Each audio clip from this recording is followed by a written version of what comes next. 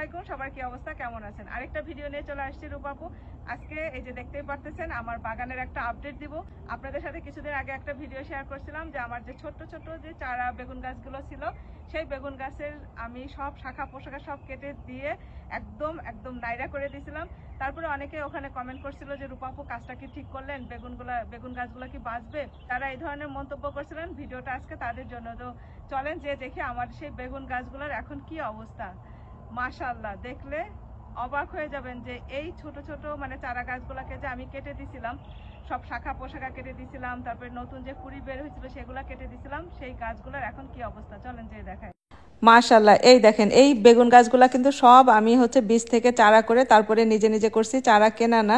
তো যাই হোক, এই যে দেখেন প্রত্যেকটা মানে বেগুন গাছ এত সুন্দর ঝাঁকড়া হয়েছে। আর ওই যে গোড়া থেকে যে ডালগুলা বের হয়েছে না, এই ডালগুলাকে আমি কেটে দিব, কারণ এই ডালগুলা থেকে ফলন হবে না, শুধু শুধু গাছের জোর খেয়ে ফেলবে। আর ওই যে ফুলগুলা মানে বড় বড় পাতাগুলো আছে, সেই পাতাগুলাও কেটে দিব, তাহলে এই ফুলগুলা থেকে সুন্দর বেগুন হবে।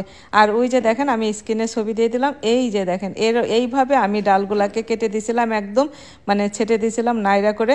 এখন মাশাআল্লাহ দেখেন কত সুন্দর ঘন হয়ে হয়েছে। কেমন লাগলো অবশ্যই কমেন্ট করে জানাবেন। আল্লাহ হাফেজ।